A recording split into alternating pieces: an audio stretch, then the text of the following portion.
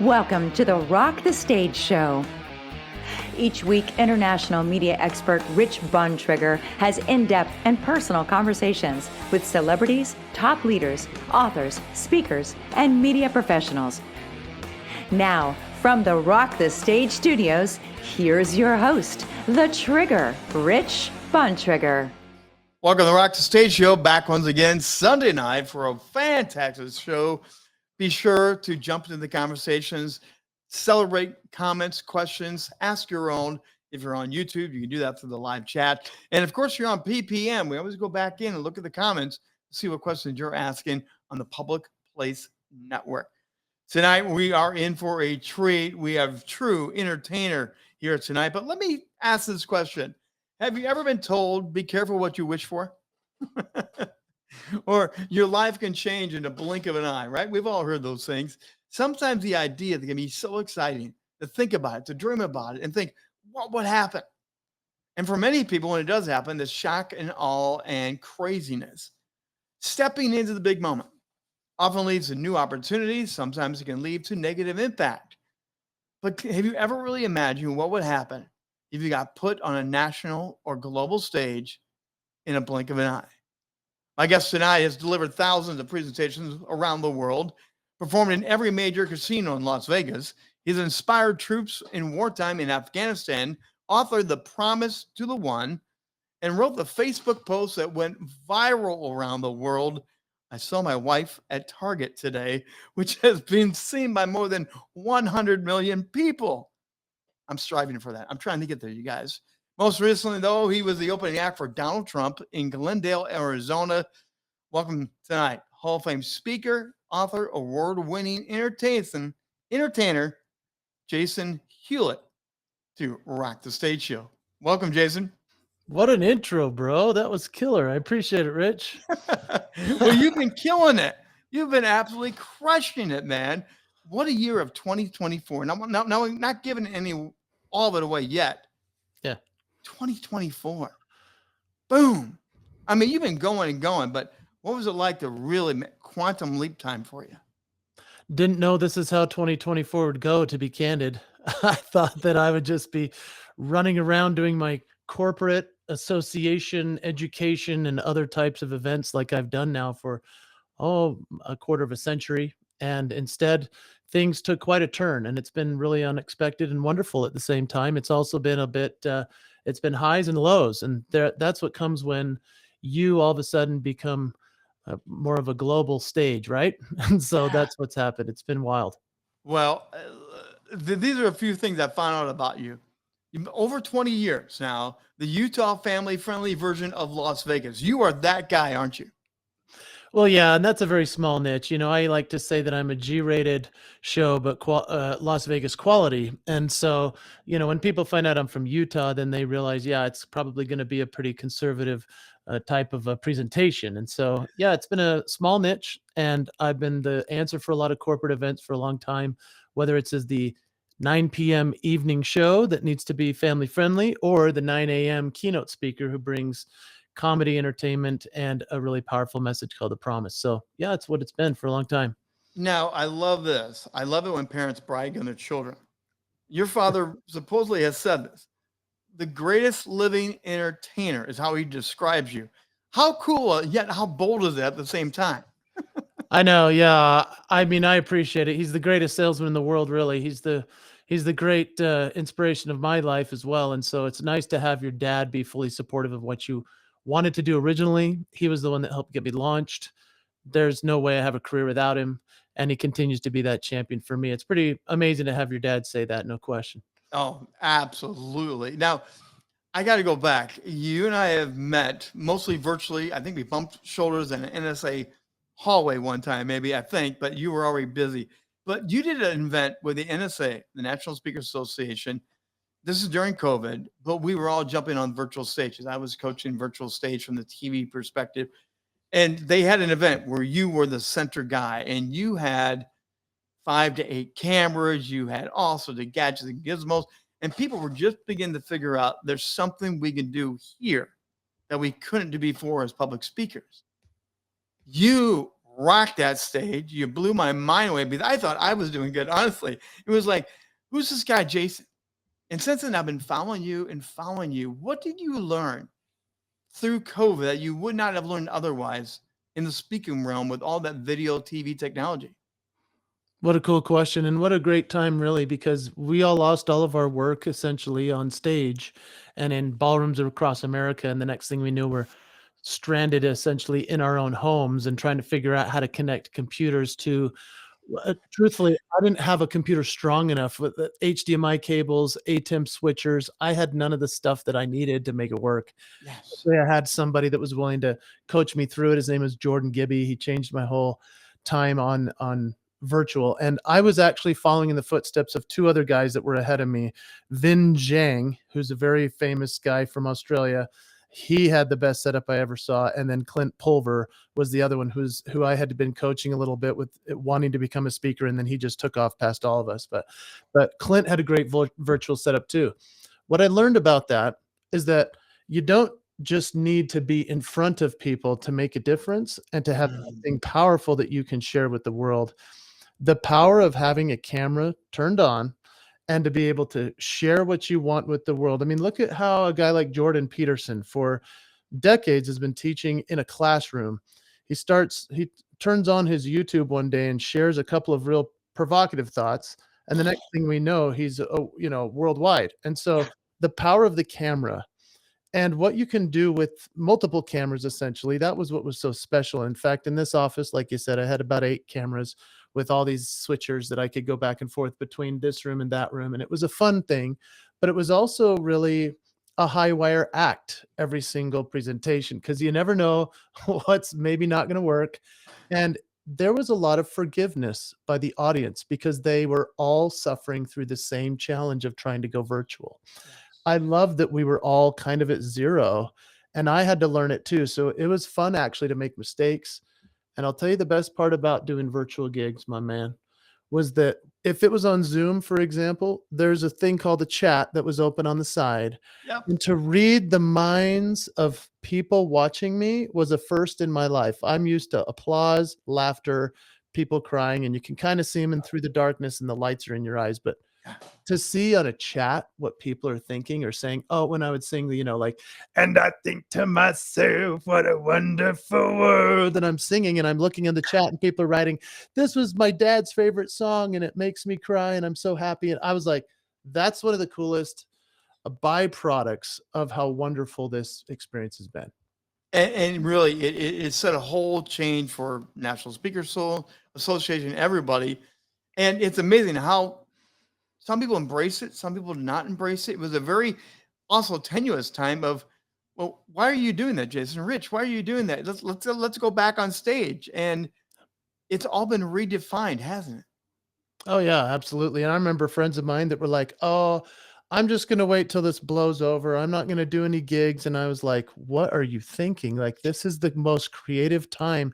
It was essentially our Renaissance moment. Yes. And how exciting it was to watch the people that jumped into it and others who sat back and eventually had to embrace it. But then they were like a year behind. Yes. And it was guys like yourself and others that really knew TV production. It wasn't so much about being good on a Zoom call or a Microsoft Teams call or Google Teams, but it was like, man, if you know TV production, if you know how to be a journalist and like really good at doing sound bites, it really refined my message to a point that on stage I could kind of fudge around being entertaining enough to get the point across. On video, I had to say it right and well. Boom, boom, and the engagement level and everything else. And it's still changing our industry today. It really is, because now it's not just a jumbo screen. There's a roaming camera in the audience giving different angles that you'll see later on. It's forever changed public speakers and the way we do business, hasn't it? It has, and it's wonderful to be so accessible now, where in the past, if a client called me from Australia, it was like, okay, now how much is the flight? Do we have to get the pod that's going to be $15,000, or can you sit in the back for 4? Versus now it's like, well, if you'd rather, I could just do it from my house and I'll be very accessible and very affordable. That was a really neat shift for everybody. Yeah. Well, again, it was a quantum shift that we all experience. You've experienced a couple of quantum shifts. So let's get into the fun of 2024 for you. First of all, I just want to pick on Tucker Carlson. Yeah. What was it like to go on the road and do a tour with Tucker Carlson? Again, how did that even happen? Okay, if I can tell you the backstory, I think that's important to your audience because this Yeah, is a please. this is a really interesting story in my opinion, and the reason is because, like I say, I was just doing my corporate dates one after another, which I just do one-offs. I'm lucky to come back and do a client maybe every 3 or 4 years if they'll have me back, if they have enough turnover, and I can come do either my show of music and comedy or my keynote presentation or even be an MC sometimes. But I've also started working with a health supplement company called Cardio Miracle. Now, my dad is the founder of that company. And I started working with him because as a consultant, I've helped a lot of companies to establish what their promise is, to get the signature moves of their employees to the right place so that everybody is truly identifying, clarifying, magnifying their talents. And so I came in and started helping my dad about a year ago. And then the next thing we knew, I was really valuable in getting in front of people on stage and talking about the product. But then my dad's probably one of his top heroes is a guy named Tucker Carlson, whom I'll be candid. I'm a very much a libertarian down the middle. I have friends on I the was going left to and the ask you right. about it. Yes. Yeah, I mean, I've always voted for the wrong guy. I've never had an election go well for myself. I've always voted in the last 20 plus years of voting, never gotten it right. I'm just saying, like, I'm always going with the right guy I think is the right person. And so what was interesting about this experience is that Tucker Carlson went on tour across America, and I think his third or fourth stop was in Salt Lake City, Utah, which is where I live, which is where Cardio Miracle, the company, is based. And his guest at that one was Glenn Beck. Glenn Beck, another very conservative, outspoken talk show personality. And so I only knew Glenn Beck as a guy who was a member of my church. He was baptized into our church about a decade ago, from what I understand. Tucker Carlson, all I knew about him was that he was a guy with a bow tie, and I think he was on CNN or Fox. I didn't know which one. That's how much I knew about these guys. And my dad wanted to sponsor their event in Salt Lake City. And for the entire event, you had to usually just sponsor the whole thing, but he convinced them that he wanted to just sponsor the one in Utah, where the Utah Jazz play at the Delta Center, where I've performed multiple times through the years for corporate events. And he convinced the tour manager to let me open because he was spending so much money sponsoring that event. And the tour manager was like, okay, well, let's see his website. He went to my website. My website's all about Jason Hewlett, the speaker, the leadership trainer. He was like, how can your son entertain an arena full of people? We've never even heard of him. There's no video footage that really shows what he does. And my dad was like, he's the greatest living entertainer. You have to have him on stage. I'm paying this much money. I mean, Rich, it's almost an embarrassing story as to how he was so adamant that I need to get on stage. But here's what he knew about my past. Anytime I get on stage, it leads to so many open doors and opportunities. Yes. And so he took that bet and we went for it. We paid more than we've ever paid for any kind of sponsorship just for that one night. Fortunately for me, I went on stage to the tour manager not being excited to have me there. Obviously, you can imagine how he felt. I mean, he's thinking the son of a health company is like, this is going to be a disaster. The local boy story. The local boy on Who's stage. this local kid stepping up on a major stage? Right.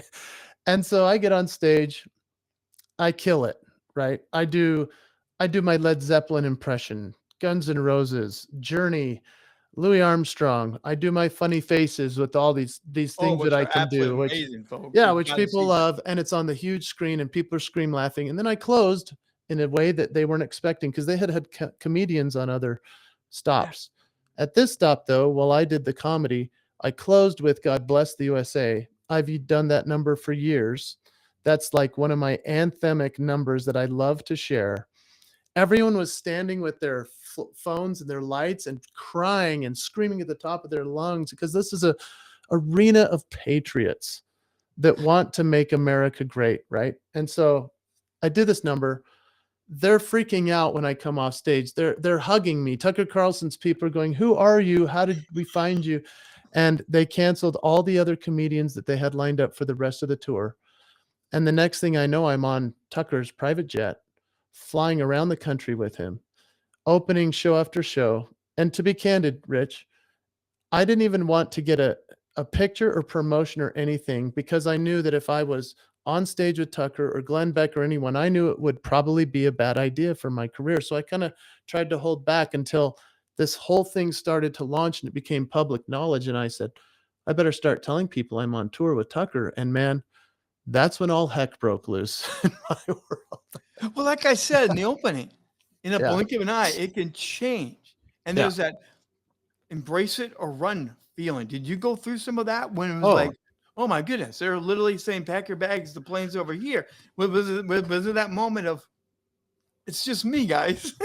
yeah, it was essentially career suicide for what I had created up until the point, because I have friends, like I say, on the extreme left, on the extreme right, everyone in between. I was Yes. not looking to be controversial. I wasn't looking to choose a side. What was happening was I was receiving the opportunity of a lifetime to entertain people and to make them feel patriotism and joy amidst what I felt was a very highly toxic situation within our entire country and the world, right? Because of that song, because of the Tucker Carlson tie-in, and then he would have really some controversial guests and others Yeah. that were a little bit less known. But I'm just telling you, every guest he had was somebody that had either been muted or canceled or whatever. And so the fact that I was now associating with these people really affected my personal business that I've been creating as a speaker and entertainer for 2 decades, right? I mean, I was losing gigs left and right. I Oh, was yeah. receiving messages from friends and peers that were saying, "What are you doing? This is career suicide. I can't even be your friend anymore. If you support this, then we can't associate. I can't refer you." Bureaus were saying we can't help him. So cancel Yeah, culture hit you big. You got the big real fast. cancel, huge. Yeah, real fast. And I had a couple of incredible people that know me so well on the extreme left who stuck up for me as long as they possibly could. Like they were acting as PR, Really? essentially agents for me to try to say, "Hey, wait a minute, Jason's a good guy. This is an opportunity for him. Let's be happy for him. He's not some, crazy white supremacist person." Like everyone was putting these labels on me because I was in that arena. Yeah. But then I had some friends that stuck up for me, and they did as long as they could until they finally, I don't think, could much anymore when Halloween hit, actually. So that was So we're gonna come up on Halloween, but I'm yeah, interested because you're a family man. You've talked about it. You've kept the family safe, and now here you're with Tucker on a plane traveling in a controversial arena multiple nights. What was your family dealing with? How did they take this? Again, blink of an eye moment for you. Well, for them, it was hard to watch because we started to receive lots of threatening type messages, and they saw all of the vitriol that was happening with every post that I posted. It was going essentially platform based viral each time by people just commenting crazy stuff. And I was getting so many private messages, and then our family was receiving harsh things as well. And this was only happening in September. So this was just throughout, the election was only a month and a half, 2 months away. And so it was like, what do we do with this? Because here's the thing, Rich, most people don't realize I wasn't paid to do this. I didn't make a penny. This was all a part of me having my dad's company, Cardio Miracle, get sponsorship eyeballs on it for the rest of the tour. So that was our trade. Was we said, well, I'm happy to open every show if you'll let Cardio Miracle be one of the sponsors. And so they did. And I mean, I'm getting 25 to 50K per corporate date. Yes. And so they realized there was a great value there for what I was delivering in a 15-minute spot. What was funny is I started at 10, they moved me to 15 minutes. Then the next show was 20, the next show was 25, the next show was 30. Some shows they had to cut it to 15 because things were late. That's a cool place to be in, right? Well, there's the showmanship side, and then there's the private side. And some of the best entertainers have had that duality of what Yeah. I do here is not who I am when I go home or I'm at Walmart. Is that a weird place to be? To be because you're in that zone now. Your name is out there everywhere now. Is there part of that you're learning a new dance with? That's a cool question.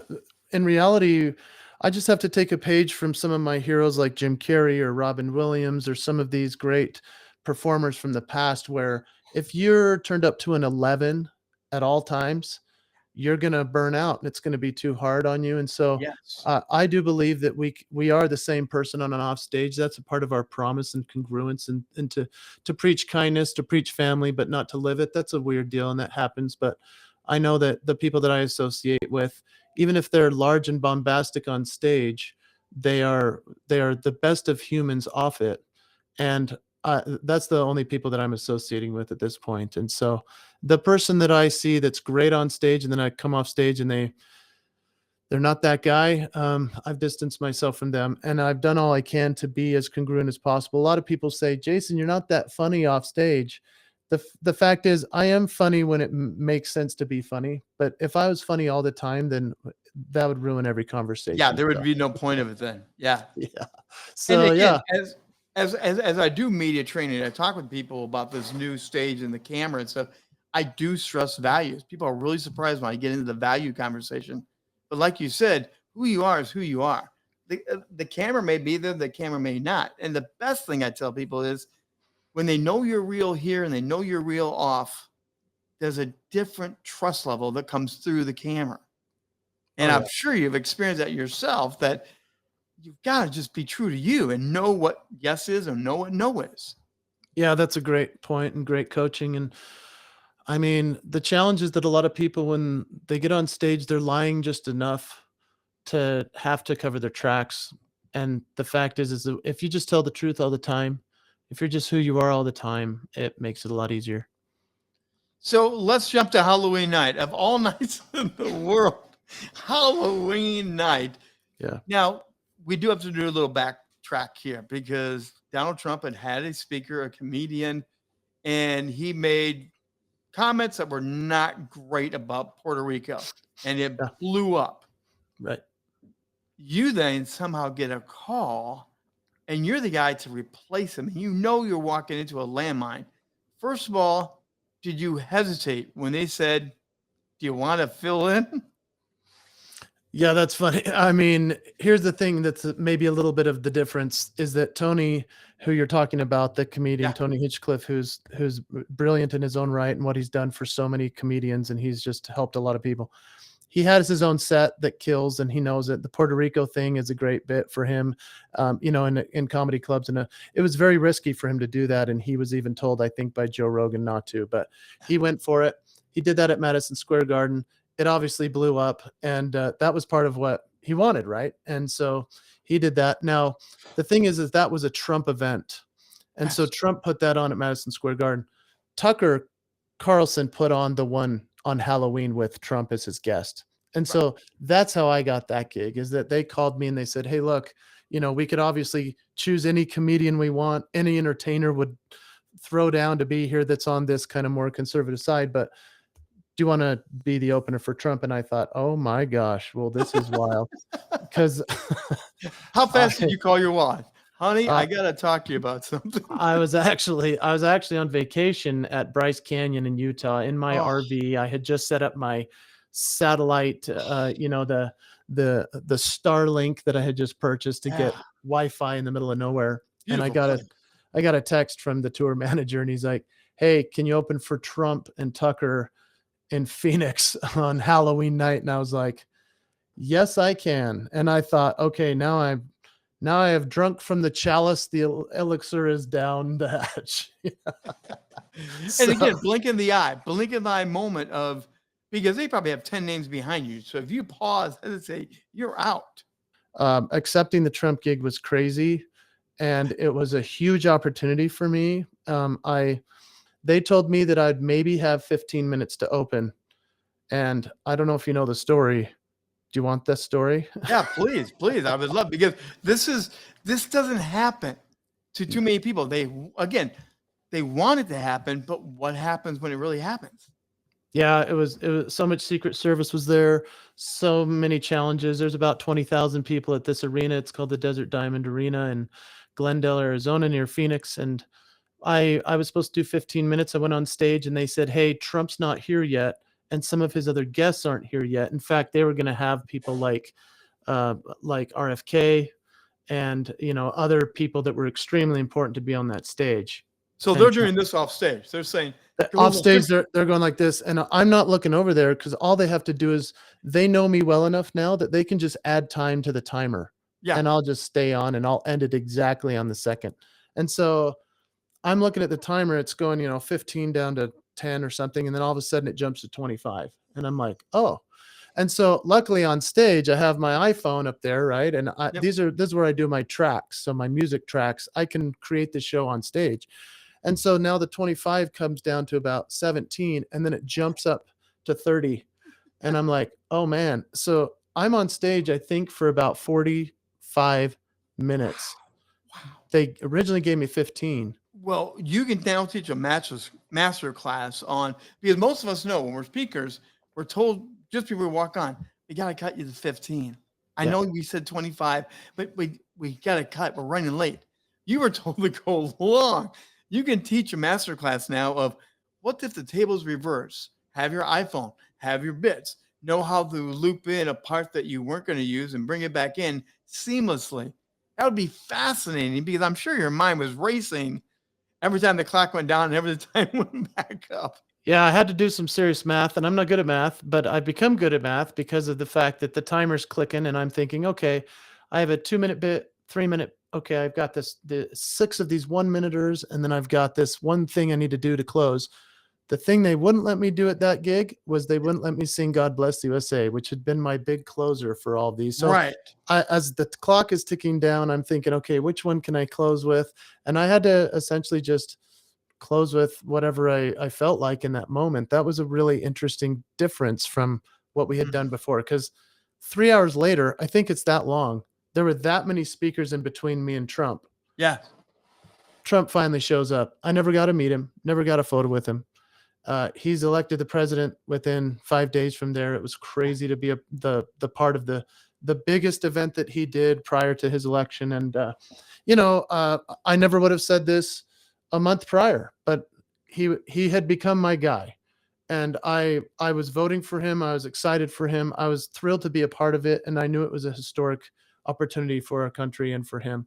And I do feel that he's the right guy, even though lots of people don't. And I've had to stand on that and live with that. And it's the first time, because that's the first time I've ever voted in an election where the guy I voted for won. Well, from your background, you said it earlier, you've voted Democrat, you voted Republican, you're more libertarian, but now you're at his big event and you have to endorse him. That's a different thing to vote where I want to go, but now you're center stage and you're really putting your name connected to him and you are endorsing him whether you like it or not. Did you have to wrestle with that, or was that moment you were already there? I had to wrestle with that. Yeah, absolutely. Because I had not endorsed him, nor had I essentially endorsed anybody all the way up until that moment. But while I was sitting on, in the audience watching him with Tucker doing this brilliant interview with him, I finally posted on Instagram and LinkedIn and Facebook and Twitter and everywhere else. I finally said, this is the guy. This is what I just did tonight. I endorse him. And I'm telling you, Rich, man, you took hits. I got slaughtered. Oh man, because my friends that were on the left or in the middle had all just, I was truly in a space where I was thinking, you know what? I'm still not quite sure what's going on, what I'm doing. Yeah. And I'm just here to entertain and bring joy and help patriotism bring our country together. And then I'm sitting there going, I have to make a choice, and this is the moment. And that was hard, but it was the right thing for me to do, and I'm happy that I did it. So you take all the hits. We have a little bit of breathing time. We have the election. What's been the response now that people are through that? Have some people come back? Some people said, sorry, I was a jerk. Can you please delete those comments, Jason?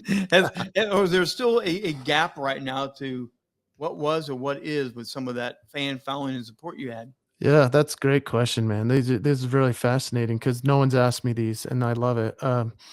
November 5th was probably one of the worst days of my life because or November 6th, I guess. Isn't that when the results were? So because I got so many negative things said to me, my name was dragged through the mud online with friends, with comments and so forth. It was rough. It was so bad, in fact, that I had to block some friends. I had to put some things on private. Eventually, I just stopped going on social media altogether. It became so vitriolic that I couldn't even respond to the texts and the private messages I was getting, and Yeah. people were so upset at me. It was interesting because then I went to Italy for about 2 weeks with my wife. We went to pick up our daughter, and she was a nanny out there. And it was nice to leave the country, actually, to be honest. And I rarely opened any social or any emails or anything, Yeah. just because I was like, I need to not be attacked anymore. And when I came home, it was interesting to get actually quite a few of messages from people saying, I was emotional. I apologize. I shouldn't be so worried about who you're voting for. It shouldn't affect our friendship. I mean, Rich, people are saying we can't be friends anymore. We Oh can't yeah. interact. I mean, instantly. Oh yeah. Boom. Yeah. And I was like, wait a minute. I've been putting up with you telling me who you vote for my whole life. And I love you regardless. Like, how did this happen? And so it's been really weird to watch the double standard in that sense. It's just really disturbing. But I'll tell you what else is really cool. Yeah. I have a whole new group of friends. I have a whole bunch of people that are like, we're so happy. We're so proud of you. We thank you for standing for something. Even people that didn't vote for Trump came out on LinkedIn. I've got the messages. They said, I did not vote for him. I do not agree with his policies. I am so happy for your success. And I'm like, welcome to America. That's how I thought it should work. But it's really cool when somebody says that. And sometimes when you least expect it, someone will say, I do not agree with you, but I respect the fact that you stood on your conviction. And because you're a true man of integrity, I can respect you for that besides the other nonsense. I Yeah. think that's the coolest thing sometimes in those moments where like integrity wins. Even if we don't agree, integrity wins. Yeah. And I was reached out by somebody who's extremely on the far left, who's a very big personality. I'm excited to have a new podcast that we're going to be doing, a series of episodes where she's going to interview me and I'll interview her about getting through this whole thing together and why we should come together regardless of political affiliation. And I mean, I'm blown away. I started weeping when she called me. I was on the phone. I had to pull over and I said, I can't believe you're calling and inviting me to do this. She said, Jason, I've watched you too long. I know you're a great person inside, even though I don't agree with who you're voting for. We need to have this conversation. And I said, bring it on. I love I you. just Thank you. I just had one of those the other day, and it is the coolest thing to say we're on opposite sides, but we can talk about this in a way that people will listen. Yeah. Because right now people aren't listening to the fighting, the beating, the name calling, but they will listen to people who are in a friendly discussion and they're on opposite sides of the table. They will. We'll see how it goes. I'm just ecstatic that she would even ask. And so that'll be rolling out in 2025. We'll see how it goes.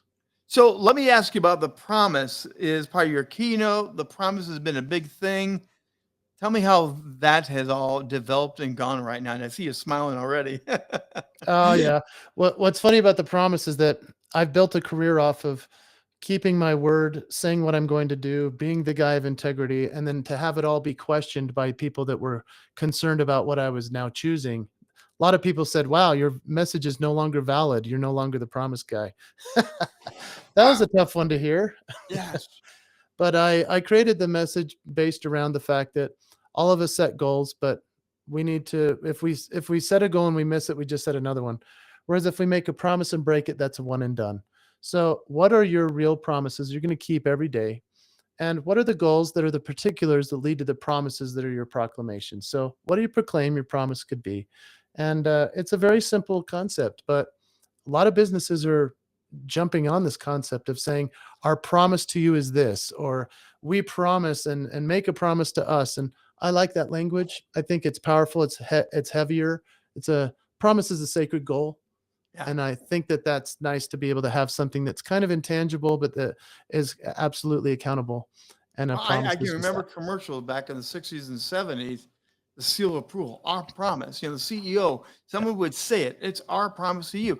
And you felt that it was kind of the handshake through the TV or through the radio of like, I promise you. There's something to that I think we've lost to the last several years. Would you agree with that? Oh yeah, I love that you brought that up, because truly, if now let's just go spiritual for a second. If God said to you, "My goal is to get you to come back to me someday," I would be like, "Oh man," but he says, "My promise is that I will get you to come back to me someday." So, okay, I prefer the promise, so I mean, that's one side of it, but yes, when it comes to business, when it comes to family, we Yes. don't set a goal at the altar. Imagine if the preacher looked at the at the man, and he go, or the woman, and he goes, "I do," and then the guy goes, "Well, I set a goal to be faithful." It's like, that's As a not very former minister, that would be the worst. That would be like, time out, guy. We need to talk right. real quickly here. Yeah, Yes, that would be the worst. yeah. So let's make a promise that you're going to be faithful to this person. And Rich, in learning what the promise is and how important it is to people on a personal level, it's really become a thing that's wonderful. And to say something like, my promise to my family is to put my phone down and be more present. And so that's not necessarily a goal. That's like a life becoming. And Yes. and while I was on this process with Tucker, and then eventually Mhm. with Trump, as I'm essentially crossing this threshold in my hero's journey, if you will, Yes. I did want to turn away. I did want to get rid of it. I wanted to go back to my normal life. I Yeah. truly did, right? But I also realized the importance of stepping into that for my own promise to myself. And the very night of the Trump event, as I was still questioning, did I do this right or did I do this wrong? The great tender mercy for me was that out walked in the bowels of the arena, through the doorway as I was leaving, somebody who's become a true mentor to me, and I never knew I'd meet him, but his name is Dr. Jordan Peterson, and he was there with his daughter Michaela, and it brought me to my knees to think that God would put in my path Mm. confirmations of what I was doing, that it was a good thing, and to be able to meet somebody that I had looked up to so much. My dad was there with me, as was my beautiful wife, and that was a moment that I said, okay, this is one of those moments where you say, I know that what I was doing is leading me down the right path. Stepping through the door was the right thing. Yeah. Absolutely. So I do want to go back because it's been a powerful part of your journey, but cardio. Tell us what you, your father, and this whole thing is about. Yeah, Cardio Miracle. That's cool. You got the little screenshot. Look how savvy you are, man. I love it. Yes. Man, we do it all here. I can tell.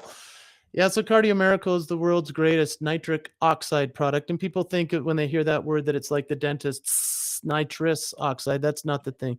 Nitric oxide is a miracle molecule that goes into your blood cells, and it actually helps with your blood flow. So that's why it's called Cardio Miracle. It helps with your cardiovascular system. It helps people to have their blood flow right, their hearts to beat better in terms of just the oxygenation and equally all of the nutrients that get into your system. Well, Jason Hewlett, one more thing we got to share out here is your website. And again, because your website was that thing they looked at and said, who is this guy? Yeah. So everyone hit the QR code, go scan it, learn more about, again, I've been watching Jason for a while, and I tell you, he is funny. He is entertaining, but he also hits you sometime with some, you got to think and scratch your head stuff, Jason. That's good. I appreciate it. So yeah, the website is changing. It will change in the next few months, but yeah, go check it out, jasonhewlett.com. I am available for corporate bookings, for entertaining in the evening, or the keynote leadership speech in the morning. And that does not mean I'm just giving a lecture. I'm adding in music, comedy, impressions, stuff that nobody does and nobody's ever done. And that's what makes it a once in a lifetime experience having me there. Have you pinched yourself yet, or has your wife pinched you? Is this real, or is it like the Wizard of Oz? You're gonna wake up one morning and it's gone. I don't know what's going to happen. As you know, fame is so fleeting. Oh, yeah. It really doesn't matter at all, other than if you can make something good of it. And I'm just grateful for the opportunity to get in front of a lot of people and make them smile. I will never be Michelangelo and leave the David or the Sistine Chapel that left behind. But what I can do is create a moment experience that nobody will ever forget in their life if they're willing to laugh, maybe cry, maybe feel some inspiration and patriotism, and all of those things are good things. So we're very grateful for what's happened, and equally we understand that it could go away at a moment's notice, and so we're enjoying the present as it is. Before I let you go, what's the greatest piece of advice you would give somebody that they get that surprise phone call, they get the email, and all of a sudden the door they've been hoping for, or maybe not even the door they were hoping for, a door opens up that's so huge? What would you tell them about the process of stepping in or not stepping in? What can they do to make a wise decision? Regret never goes away. So walk through every opportunity and every door that opens. It's better to fail than to regret.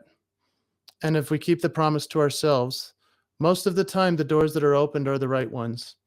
And if we fail in that pursuit, then we've had an incredible journey and adventure anyway. And so keep the promise to walk through that door.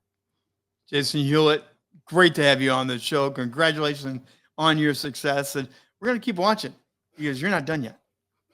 I hope not. Thanks, man. Thanks, Jason. Jason Hewlett, again, you're going to want to keep watching and know that name and see what happens, because in the blink of an eye, Tucker Carlson being on that Donald Trump rally and all the other things before that were stepping stones to get him where he got. But I also want to go back to one of the most interesting things I think of all of this, the support of his father. I want you to understand the power of support of wise people, great people in your life. They can be the ones opening the doors. They can be the one that supports you when no one else does. It's amazing. Sometimes the love of a father can be far more powerful than we understand it to be. Hey, that's going to do it for this week's edition of Rock the Stage Show. We'll be back here Sunday night, 7 p.m. Eastern Time, with another great guest. Highly unscripted, deep conversations, and a few laughs, a lot of fun along the way. We'll see you back here next week